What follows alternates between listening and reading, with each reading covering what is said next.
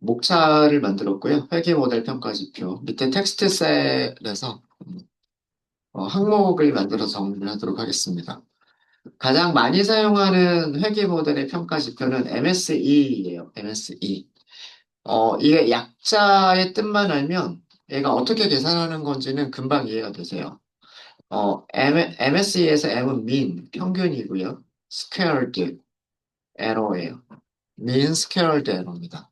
그러니까 이거는 뭐냐면 우리말로 해석하실 때는요, 거꾸로 읽으시면 돼요. 오차들의 제곱의 평균. 오차들을 제곱을 하면 마이너스가 다 사라지고 플러스로만 바뀌겠죠? 오차들을 제곱을 한 값을 평균을 내겠다라고 하는 게 MSE의 개념이에요. 오차들의 제곱의 평균. 어렵지 않죠? 제곱을 해버리면 숫자가 되게 커지잖아요. 예, 플러스 마이너스 1은 1이지만 플러스 마이너스 10은 100이 돼버리잖아요. 그죠? 그러니까, 분산에다가 루트를 씌워준 값이 표준 편차였었던 것처럼 여기도 루트를 씌웁니다. RMSE. RMSE.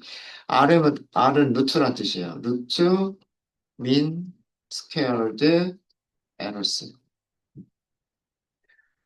이거는 MSE에다가 루트를 씌운 값이란 뜻이에요. MSE의 제곱근. 루트를 씌워줄까? 루트를 씌워주면은 제곱했던 게 다시 원래대로 되돌아오겠죠. 그래서 RMSE. 그래서 사실 MSE나 RMSE는 같은 계정으로 보시면 돼요. MSE를 계산하고 나서 거기다 루트를 씌워주면 되는 거니까, 만들어진 함수는 사이클 런에서 회귀 지표로 만들어진 함수는 mean squared error가 만들어져 있고요. 루트 mean squared error는 만들어져 있지 않습니다. 왜냐하면 루트만 씌워주면 되니까. 어, 오차들에서 부호를 없앨 수 있는 방법은 제곱을 하는 방법도 있지만 절대값을 씌우는 방법도 있다고 그랬죠. 그래서 MAE라고 하는 것도 있어요. MAE. MAE는 mean absolute errors예요. 이것도 거꾸로 읽으시면 돼요. 오차들의 절대값의 평균이란 뜻이에요. mean absolute errors. 오차들의 절대값의 평균. 어렵지 않으시죠? 오차들의 절대값의 평균이네요. 되셨습니까? 네. 어려운 개념 아니죠. 어려운 개념 아니에요. 자, 근데 우리가 평가 지표라고 하면 평가 지표 쉬운 말로 점수란 뜻이잖아요. 점수. 그죠? 점수라고 하면 우리가 일반적으로 생각하는 점수들은 숫자가 크면 좋은 점수, 숫자가 낮으면 나쁜 점수죠. 0점은 시험을 못 본 거고 100점은 시험을 잘 본 거잖아요. 우리가 보통 그렇게 얘기하죠. 정확도도 1.0, 100%, 1.0이면 좋은 정확도인 거고 0.1, 10%면 되게 나쁜 정확도잖아요. 예. 그래서 우리가 보통 평가 지표 혹은 점수라고 하는 것들은 값이 클수록 좋은 점수이고 값이 작을수록 나쁜 점수라고 하는 그런 일종의 선입관 같은 거를 갖게 돼요. 그죠? 자, 그런데 MSE, MAE와 같은 값들은 클수록 좋은 걸까요? 작을수록 좋은 걸까요?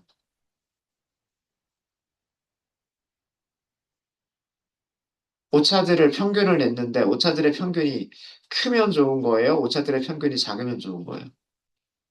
작으면 좋은 거죠. 그러니까 일반적인 점수와는 조금 다른 개념으로 생각을 하셔야 된다는 얘기예요. 그죠? 정확도와 같은 점수는 값이 클수록 좋은 점수이지만 회계에서 사용하는 MSE, RMSE, MAE는 값이 작을수록 좋은 점수이고요. 값이 클수록 나쁜 점수예요. 음. 그러니까 RMSE나 MAE가 혹은 MSE, MAE가 작을수록 좋은 모델인 거고요. MSE나 MAE가 클수록 나쁜 점수예요. 어, 아까 그 말씀드렸던 일반적인 우리가 점수라고 그러면 점수, 평가, 지표, 그죠? 일반적으로, 일반적으로 점수는, 점수는 값이 클수록 좋은 점수라고 우리는 생각을 하고, 값이 작을수록 나쁜 점수라고 생각하는 게 일반적인 사람들의 생각이에요. 일반적인 사람들의 생각이지만, 회귀평가 지표는 그렇지가 않다. 값이 작을수록 좋은 점수다. 예요. 그쵸? 네. 그래서, 그래서 회귀 문제에서도 이거를 해결하기 위해서 회귀 문제에서도 오차들이 작을수록, 작을수록 점수가 커지는, 커지는 평가 지표를 개발하게 된다. 그러니까 숫자가 크면 좋은 점수, 숫자가 낮으면 나쁜 점수라고 하는 그 일반적인 선입견에 맞는 그런 평가 지표를 개발하게 되는데 이 평가 지표가 R2 스코어, 우리말 결정 개수라고 부르는 R2 스코어라고 하는 거를 개발하게 돼. 이 R2 스코어는요. 그래서 R2 스코어 혹은 결정 결정 개수는 마이너스 무한대에서 플러스 1 사이의 값을 가질 수가 있습니다.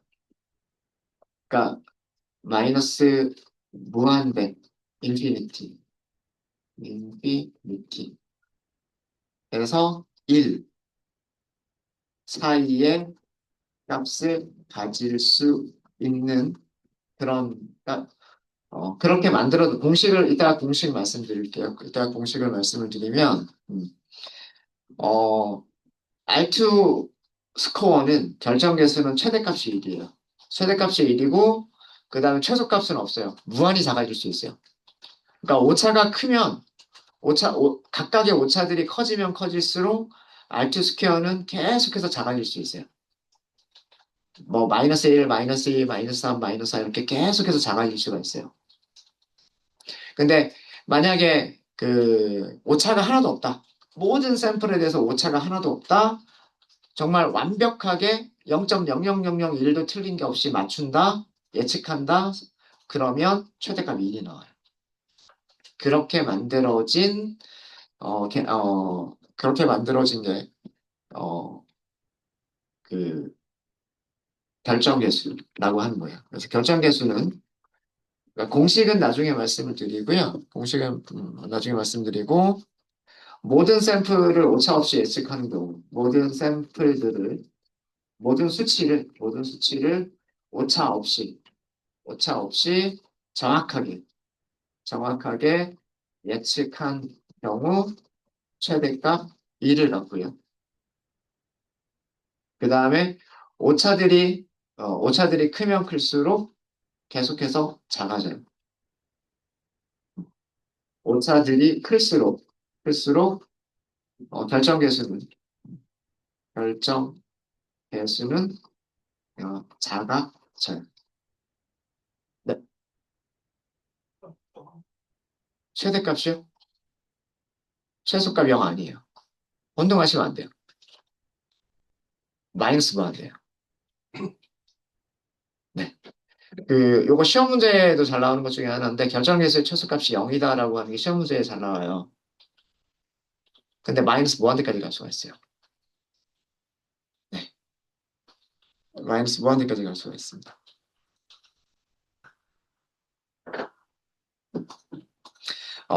결정 개수가 0이 되는 경우는요, 모든 예측값이 평균값일 때.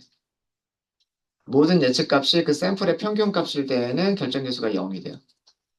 근데 예측값이 평균값보다도 정확하지 않은 경우에는 0보다 작은 값이 나올 수가 있어요.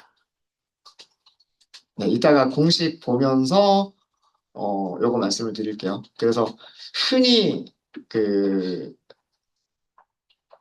알고 있는 실수 중에 하나가 결정계수가 0과 1 사이에 있는 값을 갖는다, 혹은 마이너스 1에서 1 사이에 있는 값을 갖는다. 요렇게 혼동하기가 쉬운데 그렇지 않습니다. 그렇잖아요. 결정계수 공식은 이따가 설명을 드리도록 하겠습니다. 네.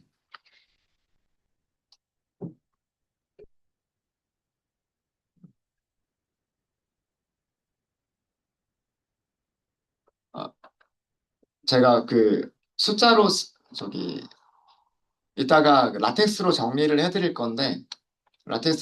해드릴 건데 R 제곱은요 어떻게 계산을 하는 거냐면 1 마이너스 분산 그리고 M S E 이렇게 정의를 합니다.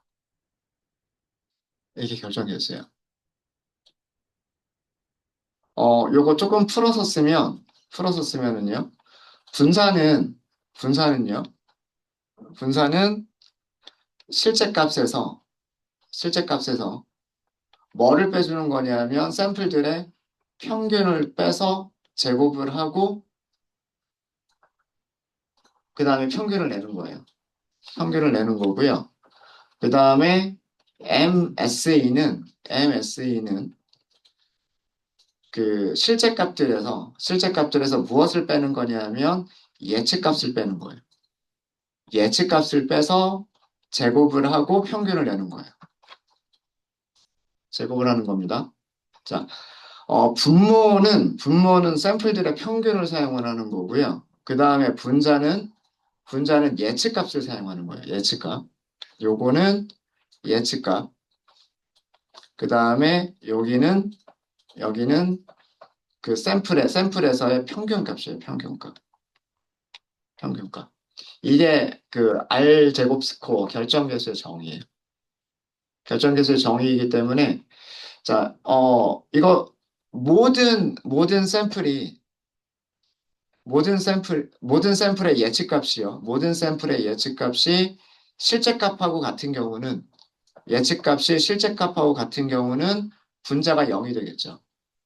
오차가 하나도 없는 경우는 분자가 0이 됩니다. 그러면 1 빼기 0이 되기 때문에 1 빼기 0이 되기 때문에 1이에요. 그래서 최대값은 1이라는 거고요. 1이라는 거고 언제 0이 나올 수가 있냐면 모든 예측값들이 평균일 때 모든 예측값들이 평균일 때는 분모와 분자가 같아요. 분모와 분자가 같기 때문에 여기가 1이에요. 그럼 1 빼기 1이어서 0이 될 수 있어요. 0이 될 수 있고요. 근데 만약에 실제 예측값이 평균보다 더 벗어난 값이라고 한다면, 그러니까 예를 들어서 평균이 5인데 예측값은 4.5라고 예측을 했어요. 그러면 그러면 분자가 더 커지겠죠. 분자가 더 커져요. 어. 실제값은 항상 똑같은 값일 거고 평균도 딱 정해져 있는데 예측값이 평균보다 벗어난 값이면 실제 값에서 예측값을 빼준 게 평균값을 빼준 것보다도 더 크게 돼요. 그럼 분자가 크게 나옵니다. 분자가 크게 나오면 이 오른쪽이 1보다 큰 숫자가 나와요. 1보다 큰 숫자가 나오면 1 빼기 1보다 큰 숫자 이렇게 하게 되면 음수가 나오죠. 그래서 마이너스 무한대까지 갈 수가 있어요. 이론상으로는 마이너스 무한대까지 갈 수가 있습니다. 이게 결정계수의 정의예요. 결정계수의 정의.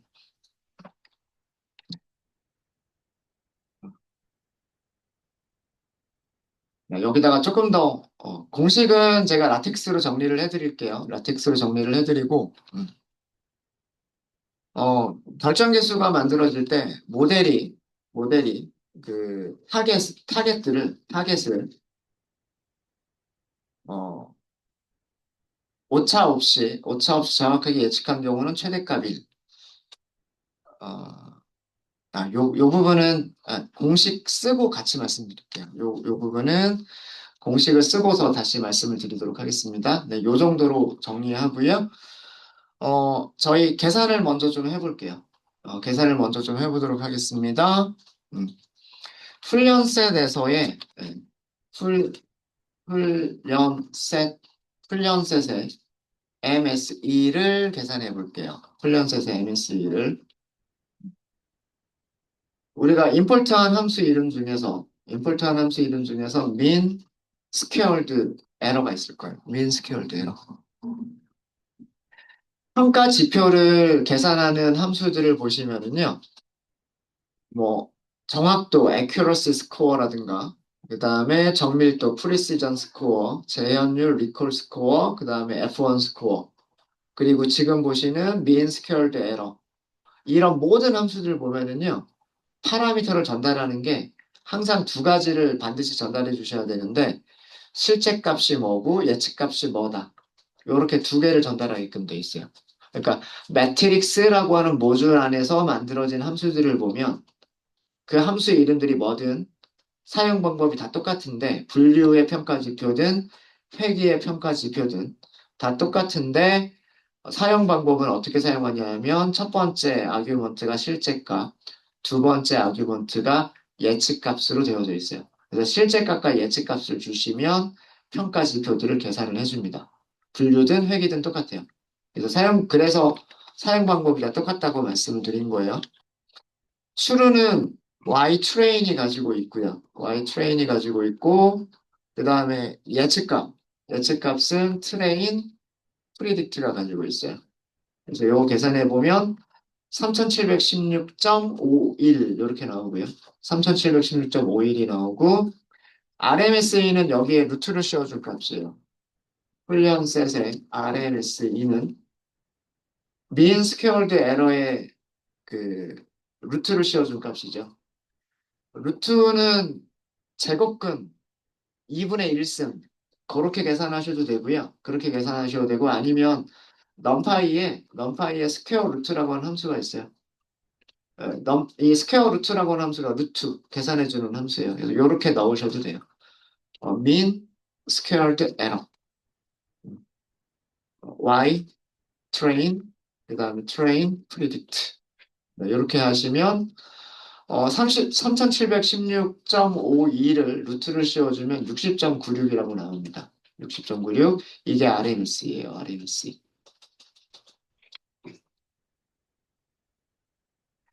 그 다음에 만약에 그러니까 MSA를 쓰거나 RMSA를 쓰거나 이거는 같은 개념이고요. 같은 개념이고, 그 다음에 만약에 MAE를 쓰겠다. 훈련셋에 R, MAE, mean absolute error를 사용하겠다라고 하실 때는 mean absolute error를 사용하시면 되고요.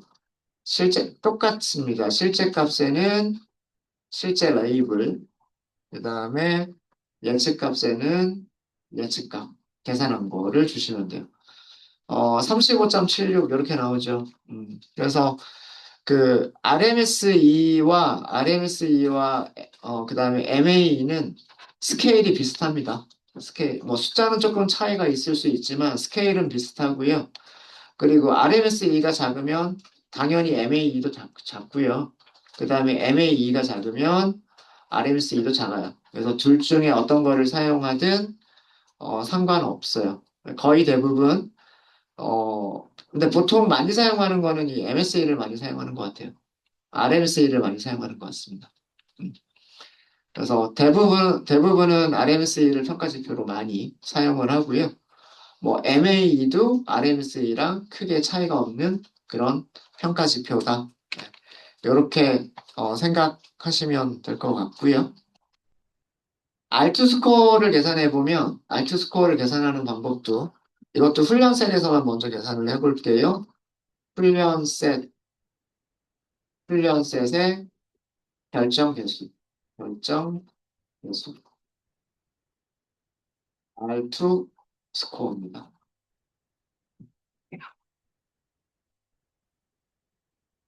사용 방법은 여기도 똑같아요. 실제 값을 주게끔 되어 있고요.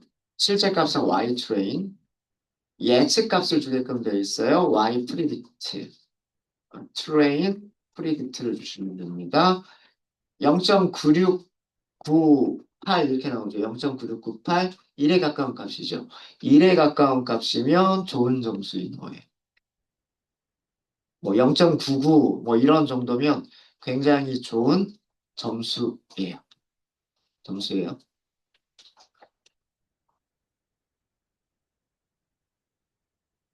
자, 우리가 평가지표를 계산할 때 분류해서 생각해 보세요. 분류해서 생각을 해 보시면 매트릭스라고 하는 모듈 안에 있는 프리시전 스코어, 리콜 스코어, 그 다음에 accuracy 스코어, F1 스코어 이렇게 함수들을 호출해서 평가 지표들을 계산했었죠.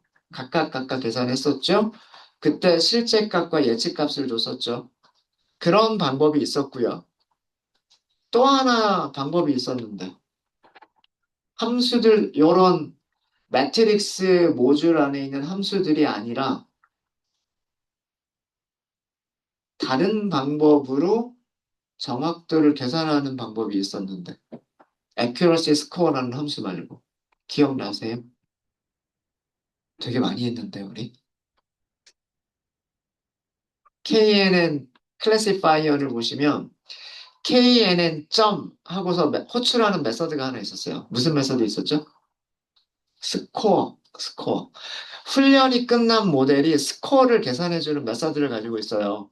그죠? KNN을 훈련시켰으면 KNN 점 하고 스코어 호출하면은 스코어를 계산해줘요. 근데 그때 계산해주는 스코어는 뭐라 그랬어요? 모델에서 계산해주는 스코어는 정확도라 그랬죠. 정확도. 그죠? 분류기 클래시파이어에서 분류의 평가 지표가 정확도도 있고 정밀도도 있고 재현율도 있고 F1 스코어도 있고 여러 가지가 있었지만 모델에서 계산해주는 스코어는 정확도만 계산해준다 그랬어요. 그죠? 자, KNN 리그레서도 스코어가 있을까요? 없을까요? 있어요. 훈련이 끝난 모델에서도 스코어 메서드를 호출할 수가 있어요. 음. 훈련된 KNN 모델에서 스코어 메서드를 호출할 수도 있어요. KNN 점 스코어. 얘는 사용 방법이 조금 다르죠. 예측하기 위해서 특성 배열과 그 다음에 예측 값들을 비교하기 위한 실제 값을 넘겨줘야 돼요. 여기서는 예측 값을 따로 주지 않습니다. 스코어 함수에는 예측 값을 따로 주는 게 아니라 예측할 수 있는 특성 배열과 예측할 때 사용할 특성 배열과 그리고 거기서 계산된 예측값과 비교할 실제값만 주시면 돼요. 그래서 파라미터가 x, y라고 되어져 있고요. 그래서 x에는 x 트레인을 주시면 되고 y에는 y 트레인을 주시면 돼요. 자, 계산된 값 보세요. 뭘 주죠? MSE, RMSE, MAE 아니면 R2 스코어. R2 스코어 주는 거예요. 그래서 훈련된 KNN 모델에서 R2 스코어를 호출하게 되면 얘는 뭐를 리턴한다? 결정 개수를 리턴해 줍니다. R2 스코어를 리턴해 줘요. 그러니까 스코어 우리말로 점수잖아요. 그죠? 점수의 의미는 점수의 일반적인 의미는 값이 클수록 1에 가까울수록 좋은 점수, 값이 작을수록 0에 가깝거나 음수가 되면 나쁜 점수. 이게 일반적인 생각이잖아요. 그쵸? 그래서 리그레서에서는 모든 리그레서가 다 똑같아요. KNN 리그레서만이 아니고요. 우리가 오후에 리니어 리그레션도 살펴볼 건데 모든 회귀 모델에서는 스코어 메서드가 결정 개수를 리턴하도록 되어져 있습니다. MSE, MAE 그 다음에 결정 개수 중에서 그 결정 개수를 리턴하게끔 되어 있어요. 그래서 이 숫자를 보고서, 아, 1에 가깝구나. 그러면 좋은 점수. 어, 뭐 0에 가깝거나 음수가 나온다. 그러면 나쁜 점수. 이렇게 생각하시면 됩니다. 네, 되셨을까요? 어. 자, 이렇게 해서 훈련 셋에서 네 가지를 전부 다 살펴봤어요. MSE, RMSE, MAE, 그리고 알투 스코어를 다 계산을 해봤고요. 그러면 모델이 과소적합이냐, 과대적합이냐라고 하는 거를 판단을 내릴 때는 테스트 셋에서의 점수가 더 좋으냐, 나쁘냐, 훈련 셋보다 점수가 더 좋으냐, 나쁘냐를 가지고서 과소적합인지, 과대적합인지를 평가를 내리시면 돼요. 네. 자, 우리가 테스트 셋에서는 거꾸로 한번 해볼게요. 어, KNN 모델에서 스코어 메서드를 호출해서 테스트 셋의 결정 개수를 찾아보도록 하겠습니다. 어, KNN.score. 그러면 X에는요, X 테스트를 주시면 되고요. Y에는 Y 테스트를 주시면 되겠죠. 그러면 KNN 모델은요, 요 테스트라고 하는 특성배열을 가지고서 프리딕트를 호출해요. 그래서 예측값들을 찾아요. 예측값들을 찾으면 여기 실제값들하고 비교해요. 비교하면 오차들을 찾을 수가 있겠죠. 그래서 그걸 가지고서 R2 스코어를 계산할 수가 있어요. 계산된 결과를 볼게요. 얼마가 나와요? 어? 오히려 오차가 적어요. 아까 몇 개는 되게 커 보였잖아요. 앞에서 몇 개가 오차가 되게 커 보였는데 다른 물고기들은 오차가 굉장히 작았던 거예요. 그래서 여기 보시면 0.99예요. 0.99. 누구 점수가 더 좋은 거예요? 훈련셋보다 테스트셋의 점수가 훨씬 더 좋죠. 그죠? 이 얘기는 우리가 분류로 치면 훈련셋은 정확도가 97%인데 그 다음에 테스트셋은 정확도가 99%인 거예요. 이런 현상을 뭐라 그랬어요? 과소적합이라고 한다라고 말씀을 드렸죠. 그죠? 테스트 셋의 평가 점수가 훈련 셋에서의 평가 점수보다 더 좋죠. 이런 거를 뭐라고 부른다? 과소적합, 언더, 언더피팅이라고 부른다라고 말씀을 드렸죠. 과소적합의 반대가 과대적합이라고 말씀을 드렸죠. 과대적합. 오버피팅이라고 말씀을 드렸고요. 과소적합이 주로 나타나는 경우들은 샘플이 적은 경우들이 과소적합이 주로 많이 일어나요. 그러니까 실제로 일반화 성능이 실제로 좋은 게 아니라 샘플들의 숫자가 너무 적기 때문에 어, 더 좋게 우연히 더 좋게 보여지는 것뿐이고 우연히 보여지는 것뿐이고 실제로 만약에 샘플들을 더 많이 수집을 한다면 이 과소적합의 크기를 줄일 수가 있어요. 그래서 그 결정계수가 이래서 편리한 거예요. 결정계수가 숫자만 딱 보고서 숫자가 큰 게 더 좋은 거니까 테스트셋이 훈련셋보다 점수가 더 높구나.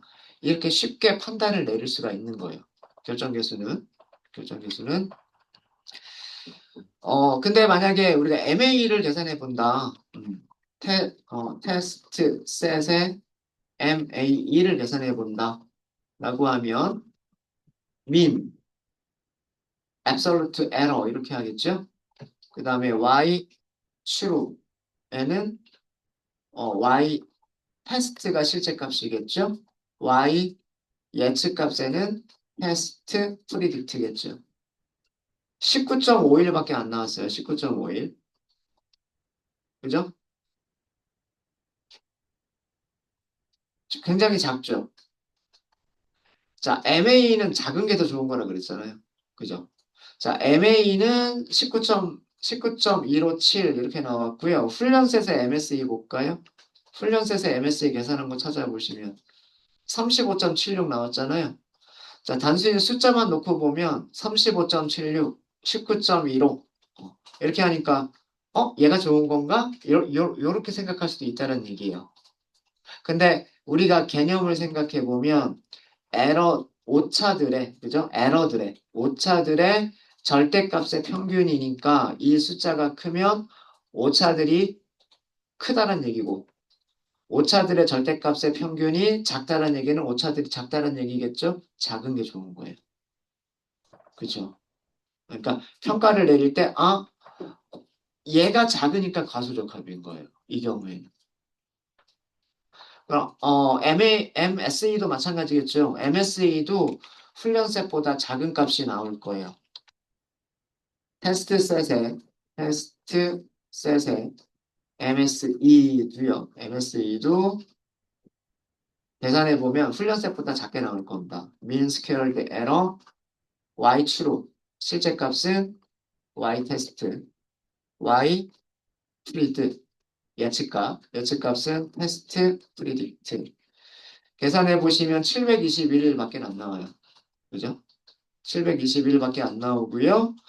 어, 훈련셋의 MSE 계산한 거 위에서 보세요. 훈련셋의 MSE 계산한 거 보시면 3716이잖아요. 오차들의 제곱의 평균이 3716이었고 여기는 721이니까 테스트 셋의 오차들이 더 작구나. 테스트 셋의 오차가 작다는 얘기는 테스트 셋이 더 정확하구나. 테스트 셋이 더 정확한 거를 우리는 과소적합이라고 얘기한다. 이런 얘기예요. 네, 되셨습니까? 네, 이렇게 해서 평가 지표들까지 설명을 드렸고요. 평가 지표들까지 설명을 드렸고, 여기서 MSE, RMSE, MAE, 그 다음에 R제곱 스코어를 말로만 설명을 드렸는데, 요거 공식은 제가 점심시간에 라텍스로 만들어가지고 문서로 드릴게요. 네, 네, 혹시 질문 있으실까요? 네, 네, 네, 네. 일반적으로 그냥 제일 편한 게 알제곱 스코어. 그러니까 각 모든 모델이 스코어라고 하는 메서드를 가지고 있으니까 알제곱 스코어 먼저 보시면 좋을 거예요. 네, 또 질문 있으실까요? 질문 없으십니까? 네, 그러면 오전 수업은 여기까지 하고요. 오후에는 KNN이 어떤 경우에 오차가 큰지 KNN의 문제점을 설명을 드리고요. 그 다음에 그거를 해결하기 위해 리니어 리그레션이라고 하는 모델을 사용하면 KNN 모델이 어떻게 더 나아질 수 있는지라고 하는 것들을 설명을 드리도록 하겠습니다. 네, 식사들 맛있게 하십시오.